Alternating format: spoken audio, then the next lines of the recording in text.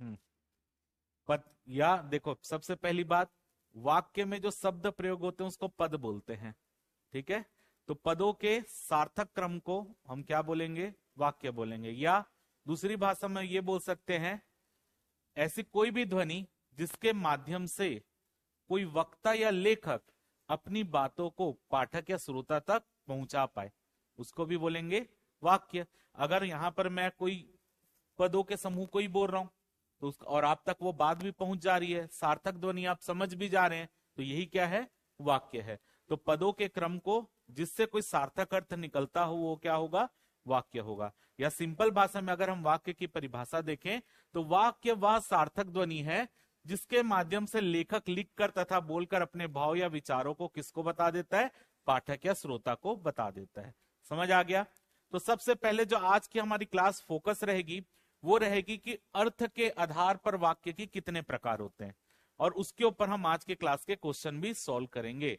तो अगर हम देखेंगे कि अर्थ की दृष्टि से वाक्य जो है टोटल 8 प्रकार के वाक्य होते हैं, और ये पेपर की दृष्टि से आपसे डायरेक्ट क्वेश्चन आता है कि अर्थ की दृष्टि से वाक्य कितने प्रकार के होते हैं। तो आप सबसे पहले कॉपी में नोट करेंगे, अर्थ की दृष्टि से वाक्य के प्रकार।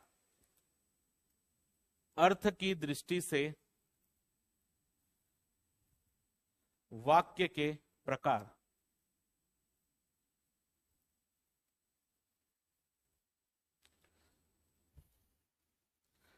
लिखेंगे 8 प्रकार।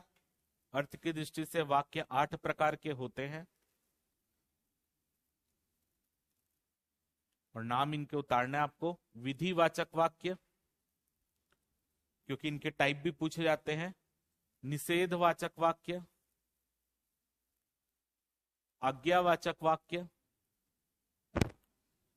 प्रश्नवाचक वाक्य, विस्मयवाचक वाक्य, संदेहवाचक वाक्य, इच्छावाचक वाक्य, और लास्ट है संकेतवाचक वाक्य।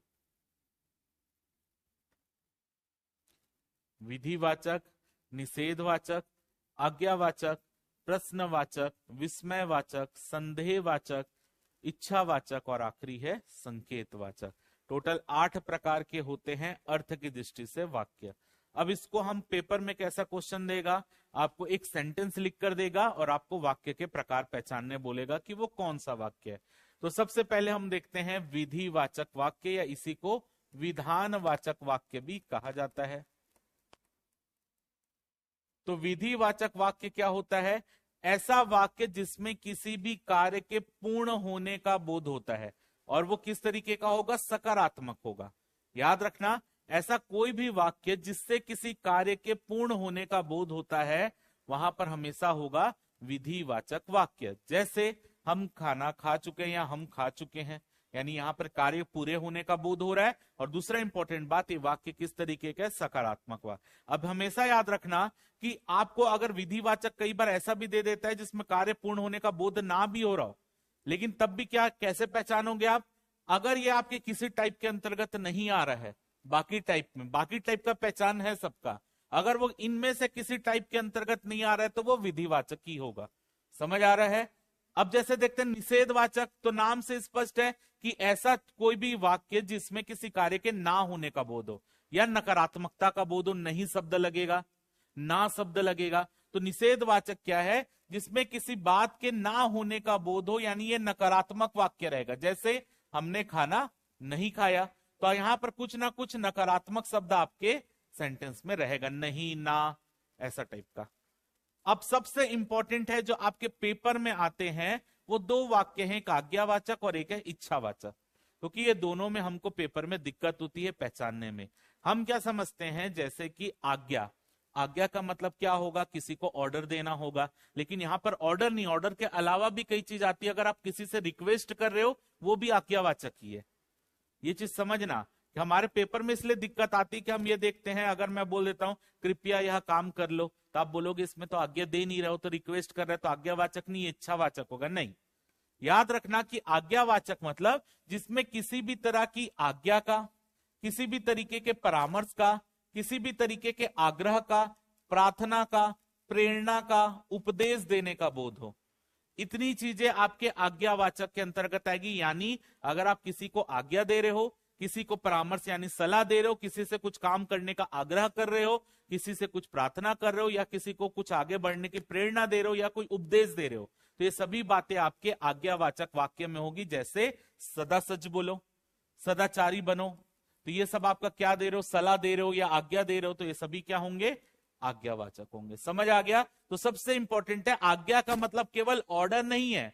अगर आप किसी से रिक्वेस्ट भी कर रहे हो, किसी से प्रेरणा लेकर भी कुछ कर रहे हो, सभी चीज क्या है, आज्ञावाचक है। कोई उपदेश दे रहे हो तब भी आज्ञावाचक है।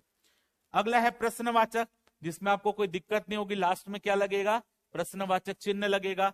तो जिसमें किसी भी प्रकार के प्रश्न का बोध होता है, क्या तुमने खाना खाया है, तो आखिरी में क्या लगेगा, प्रश्नवाचक। और प्रश्नवाचक चीज में क्या लगेगा, जैसे मैं बोलता हूं तुम्हारा नाम क्या है, तो क्या लगेगा, इस तरीके के वर्ड लगेंगे जो कि आपके क्वेश्चन का फॉर्म करते हैं। अगला है विस्मयवाचक, जिसमें आश्चर्य या सुख या दुख का बोध हो। पहचान क्या है, यहां पर आपका विस्मयादि बोधक चिन्ह लगेगा। समझ आया? यानी वाक्य में आपको क्या लगा कर देगा, विस्मयादि बोधक चिन्ह लगा कर देगा। तो याद रखना, जब तक ये चिन्ह नहीं लगेगा तब तक आपको विस्मयवाचक वाक्य नहीं लेना है। ये चीज हमेशा याद रखना, जब तक ये चिन्ह नहीं लगेगा तब तक आपको विस्मयादि बोधक वाचक वाक्य नहीं लेना है। अगला है संदेहवाचक। संदेहवाचक जिसमें किसी बात के होने का संदेह हो। जैसे हमने कल पढ़ा था काल में भी, जिसमें हमने संभाव्य पढ़ा था, ये पढ़ा था, तो उसमें क्या शब्द लगता है, होगा। यानी उसमें होगा, हो, ऐसा, शायद, कदाचित, ऐसे शब्द प्रयोग होते हैं। तो संदेहवाचक वाक्य जिसमें किसी बात के होने का संदेह होता है कि वो चीज हुई भी है कि नहीं हुई है, तो वहां पर क्या लगेगा आपका, होगा, शायद, कदाचित, हो, ऐसे शब्द लगेंगे। लास्ट यहां पर 7th है इच्छावाचक वाक्य, जो आपके पेपर की दृष्टि से इंपॉर्टेंट है।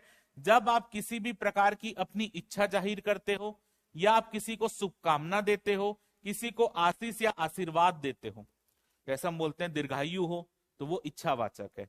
समझ आया? आपकी यात्रा मंगलमय हो, इच्छावाचक है, क्योंकि उसमें आप यहां पर क्या दे रहे हो, शुभकामनाएं दे रहे हो, या तो आप किसी को आशीष दे रहे हो। बड़े लोग छोटों को क्या देते हैं, आशीर्वाद देते हैं, प्यार देते हैं, तो वही सब चीज। अगला है, लास्ट है संकेतवाचक। संकेतवाचक आपके जितने भी हेतु मत के जितने भी सेंटेंस होंगे, वो सभी क्या होंगे, संकेतवाचक होंगे। हेतु मत हमने क्या पढ़ा था, जब एक कार्य दूसरे कार्य पर डिपेंड करेगा, तो जहां एक बात का होना दूसरे पर निर्भर करती है, वहां पर हमेशा क्या होगा, संकेतवाचक होगा। जैसे यदि तुम खाओगे तो मैं भी खाऊंगा, यानी यहां पर एक बात दूसरे बात पर क्या कर रही है, डिपेंड कर रही है। तो यहां पर आपके टोटल 8 प्रकार के वाक्य होते हैं। विधिवाचक वाक्य, फिर आपका निषेधवाचक। विधिवाचक क्या होगा, जिसमें किसी कार्य के होने का बोध होगा और ये सकारात्मक होगा। निषेधवाचक जिसमें किसी कार्य के ना होने का बोध होगा और नकारात्मक होगा। आज्ञावाचक क्या होगा, जिसमें किसी भी तरीके के आज्ञा, परामर्श, प्रेरणा, ये सब का बोध होगा, वो सब क्या होगा, आज्ञावाचक होगा। प्रश्नवाचक, किसी से प्रश्न पूछना, आखिरी में क्या लगेगा, प्रश्नवाचक चिन्ह लगेगा। विस्मयादि बोधक, किसी भी आश्चर्य, सुख या दुख का बोध हो, जिसमें आपका क्या लगेगा, विस्मयादि बोधक चिन्ह लगेगा। संदेहवाचक क्या होगा, कोई संभावना जताई जाएगी, वो संदेहवाचक होगा। इच्छावाचक, किसी को इच्छा, शुभकामनाएं, आशीष, आशीर्वाद देना, ये सब क्या है, इच्छावाचक है। और लास्ट है संकेतवाचक, जो कि एक कार्य दूसरे कार्य पर डिपेंड करेगा, यानी हेतु मद वाले जितने भी वाक्य होंगे सब संकेतवाचक वाक्य होंगे। एक बार रिवीजन कर लो, फिर उसके बाद क्वेश्चन सॉल्व करेंगे। पढ़ लो फटाफट एक बार। किस चीज को, आज्ञावाचक, जब किसी को किसी चीज की आज्ञा दे रहे हैं, किसी चीज को कुछ करने का परामर्श दे रहे हैं, किसी से कुछ करने का रिक्वेस्ट कर रहे हैं। या आपका यहाँ पर इच्छावाचक क्या है, किसी को आशीर्वाद दे रहे हैं, शुभकामनाएं दे रहे हैं, तो आपका इच्छावाचक। जैसा आप बोलते हो कि दीर्घायु, तो दीर्घायु को जरूरी थोड़ी कि वो दीर्घायु ही हो जाएगा, लेकिन क्या है, आपकी इच्छा है कि वो लंबी उम्र तक जिए, ऐसा।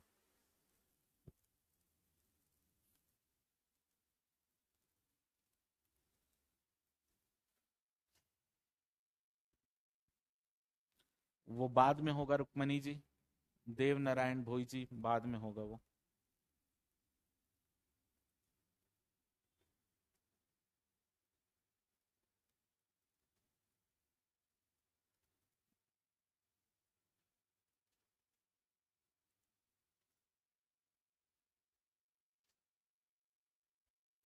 फटाफट एक बार रिवीजन करके रखो इसका।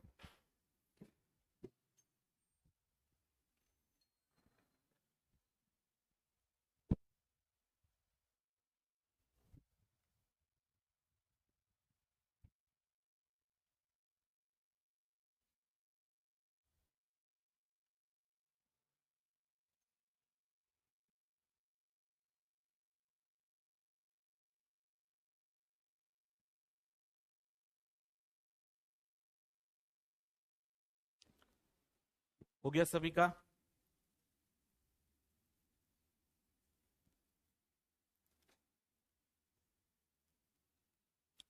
हाँ मैडम, खाली बैठो तो बताओ फिर। भूतकाल के प्रकार कौन कौन से होते हैं? हाँ।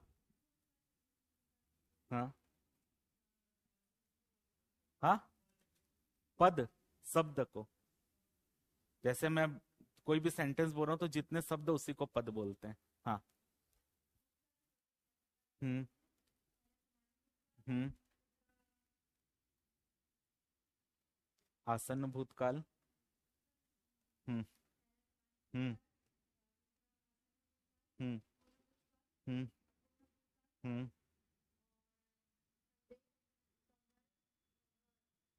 संदेह के संभाव। हाँ। हाँ, पहचान क्या है उसकी? सबका। हम्म। हम्म। पहचानेंगे कैसे?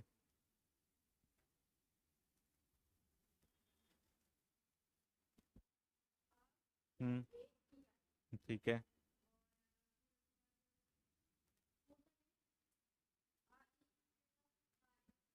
ठीक है।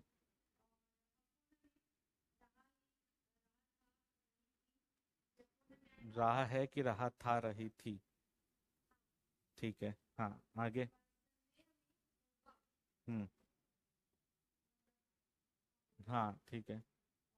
संदेह की संभाव्य। पहले आप संभाव्य बोलते फिर हाँ। हम्म। वो समझ गया।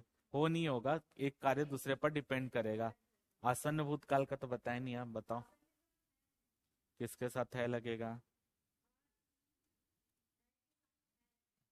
ठीक है, कोई सेंटेंस बना के बताओ आसन्न भूतकाल का।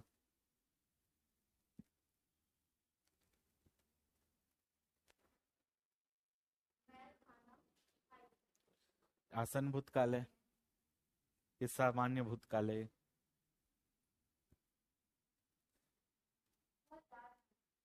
वह जा रहा है, तो रहा है लगा है। रहा है सामान्य वर्तमान का, वर्तमान काल का टाइप है। रहा, रही, रहे है। तो रहा तो अलग है ना।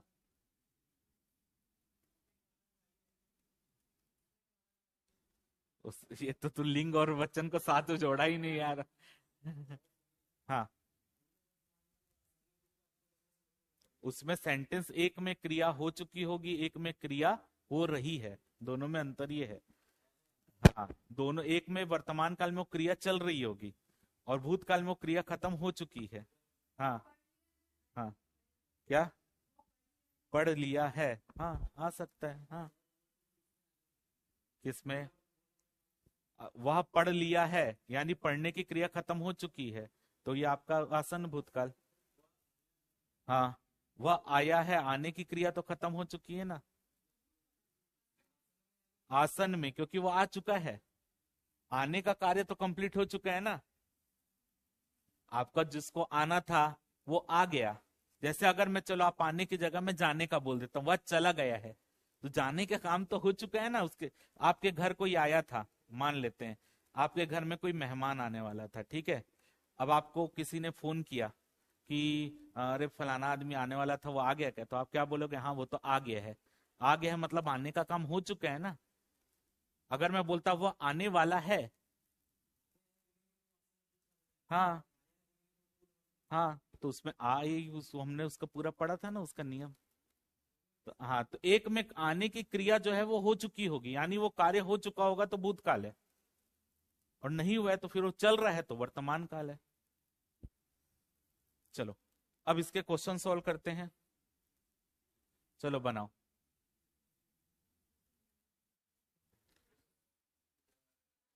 बच्चे खेल रहे हैं, क्या होगा? विधानवाचक होगा, क्योंकि बच्चे खेल रहे हैं। मैंने पहली बताया कि अगर किसी में नहीं दिख रहे तो किस में होगा? विधिवाचक या विधानवाचक, दोनों सेम ही है। तो बच्चे खेल रहे, बाकी तो हो ही नहीं सकता।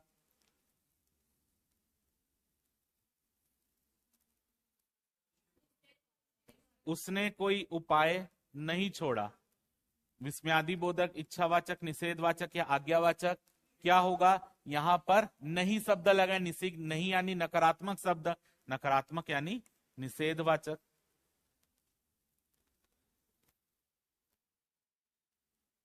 आपने बुलाया होता तो हम अवश्य आते।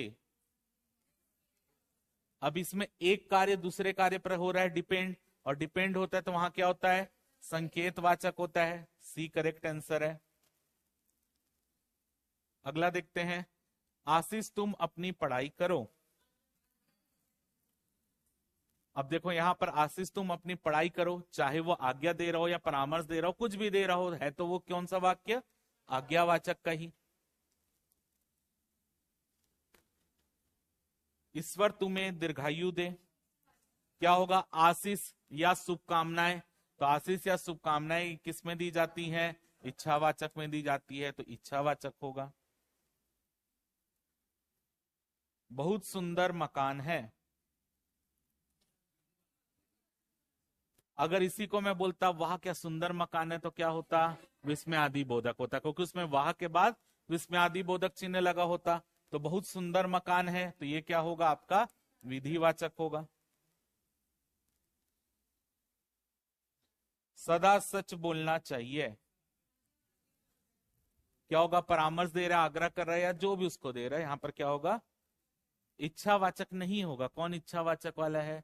हाँ, इच्छावाचक क्यों नहीं होगा? इच्छावाचक में हमने बताया अगर कोई किसी को शुभकामनाएं देता है, आशीर्वाद देते हैं, वो सब इच्छावाचक है। आज्ञावाचक में हमने बताया कि अगर वो किसी को आज्ञा दे रहे हैं, परामर्श दे रहे हैं, कोई उपदेश दे रहे हैं, ये एक प्रकार का उपदेश ही हो गया कि आप अच्छा काम करो, सदा सच बोलो, तो आज्ञावाचक। इसी के लिए मैंने बोला पेपर में यही दो में आपको कंफ्यूजन होगा, आज्ञावाचक और इच्छावाचक में। तो इसी के लिए आज्ञावाचक केवल आज्ञा के लिए नहीं है, परामर्श के लिए भी है, आग्रह के लिए भी है, उपदेश के लिए भी है। तो यहां पर अगर आप देखोगे सदा सच बोलना चाहिए, यानी एक प्रकार का उपदेश दे रहा है कि सदा सच बोलो, यानी यहां पर क्या होगा? आज्ञावाचक होगा। इसमें कंफ्यूजन नहीं लाना है, पेपर में आपको यही ऐसी वाले सेंटेंस में फंसाएगा। अब यहां पर देखो सामने ही लगा हुआ क्या दिया है? विस्मयादि बोधक चिन्ह लिख कर दिया है, तो इसमें कोई दिक्कत ही नहीं है। इसलिए ऐसा क्वेश्चन पेपर में नहीं देगा। पेपर में क्या क्वेश्चन देगा? आज्ञावाचक और इच्छावाचक, वही मैं आपको दो ऑप्शन में घुमाएगा और कुछ नहीं।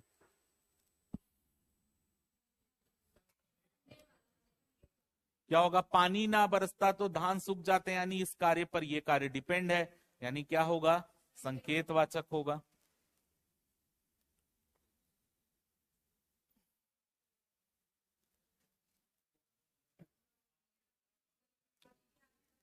इच्छावाचक का उदाहरण है आपकी यात्रा मंगलमय हो।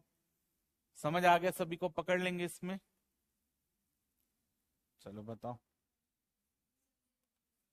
शायद पिताजी आ जाएं, तो क्या होगा? संदेहवाचक, क्योंकि एक संभावना जताई जा रही है यहां पर।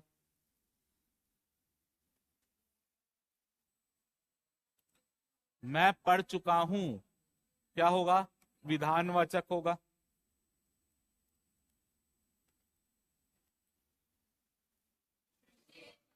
मेरी भूख नहीं मिटी है, नहीं शब्द लगा है, यानी क्या हुआ? निषेधवाचक हुआ।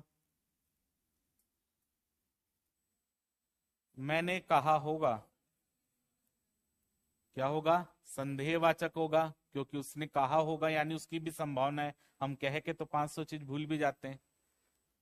अच्छा अब तुम घर जाओ, और ये आपके पिछले बार पेपर में, ईडीओ में नहीं, व्यापम के पेपर में आया था। अच्छा अब तुम घर जाओ, तो क्या होगा? आज्ञा। कोई कोई बीच में इच्छावाचक भी सुनाई दिया था, फिर कौन था इच्छावाचक वाला?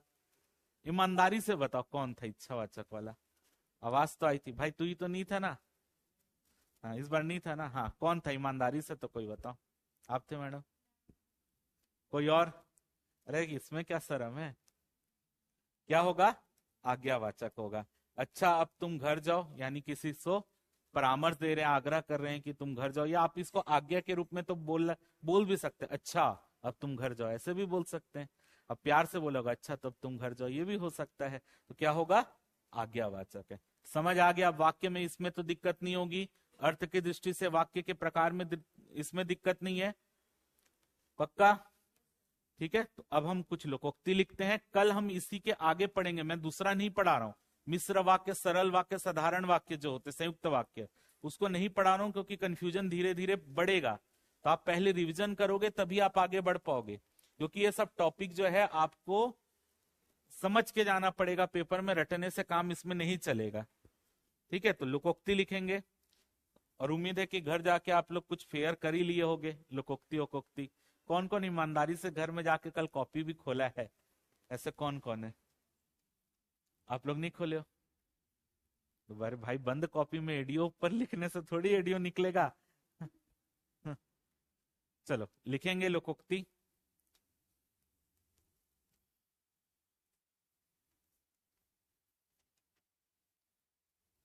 चलो लिखेंगे, पहला लोकोक्ति है, आंख के अंधे नाम के नयन सुख। आंख के अंधे नाम के नयन सुख। बढ़िया नवीन जी, पढ़ते रहिए। लिखो, आंख के अंधे नाम के नयन सुख। कोई बताएगा क्या मतलब? गुण के विपरीत नाम। गुण के विपरीत नाम। आप देखना, जिसका नाम खुशी रहता है वो रोती रहती है, हमेशा देखना। तो आंख के अंधे नाम के नयन सुख, यानी गुण के विपरीत नाम। सेकंड है,